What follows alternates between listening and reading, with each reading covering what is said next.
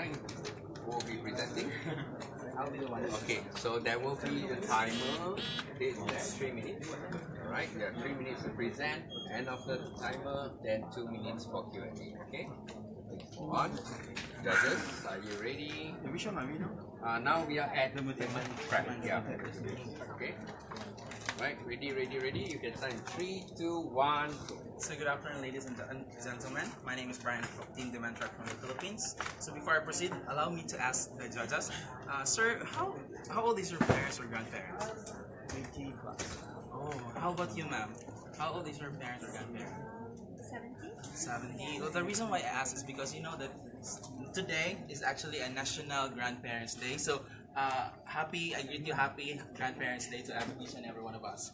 Okay, so do you know that 1 out of 10 people aged 65 and above suffers from Alzheimer's?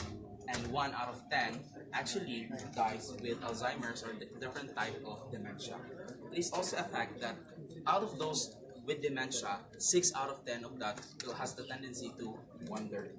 And that means that if the ASEAN region has around 639 million population, 2.1 million of that is living with dementia.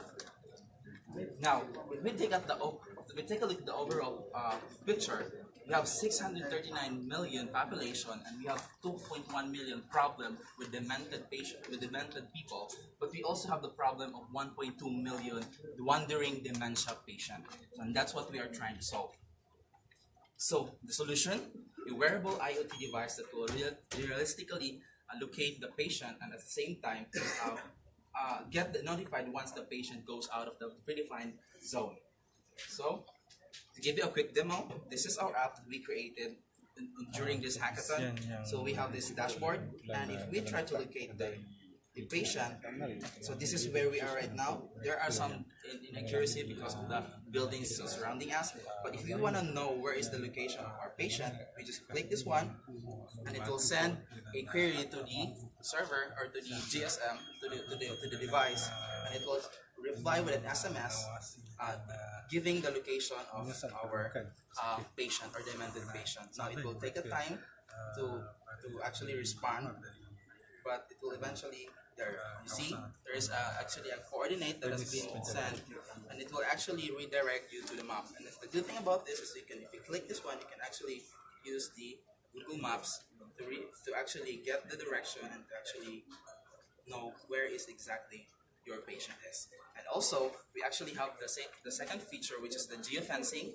So as you notice, we have attached a device in there. So that is actually the geofence. So what it does, it detects the patient's movement indoor or inside the house. Now, if the patient goes out of the house, it will automatically send a notification on the device. So as you can see, let's try to pair the device. We have here DemenTrack. So once that pair, connection successful. Once that already paired, then automatically they can communicate to the device right now. Now, as you can see, I am wearing actually the device. So this is actually wearable for wristbands, belt, at the same time, this one. Thank you. This is actually a detachable, so you can actually yes sir. So we can actually transfer them because a lot of dementia patient doesn't like wearing belts or doesn't wearing seat belts. Wristbands. So for mobility, you can actually just attach this one and then maybe attach this wristband or. Is it GSM or what is this is the GSM and a GPS. So who is holding this? Sir? Who is holding this? We are actually we're not actually on a server. If that's what you mean. The one holding it is a patient. Oh, okay. The families actually, or the caregivers that actually taking care of the demented patient. That's just another. And how much do you think the cost would be? Well, the overall cost estimation is actually we actually have our revenue here. The overall cost would be $60 if given after DFM.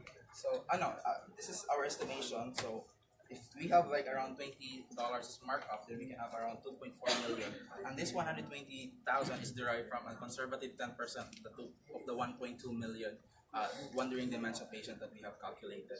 And after DFM, maybe we can actually lessen this and make this available to the 80% of the population that are actually on poor or maybe on the undermarked population. Yes, sir. Why wouldn't you use this for any students or kids or whatever? Why is this dementia? Well, actually, it's it's actually because of a personal experience as well. Because a year ago was my grandparents that was actually had a mild stroke, and then because of that we found out that she is showing symptoms of dementia, but she is not actually a totally demented person. But and because and ages as well, my grandparents actually suffering with dementia. So we can actually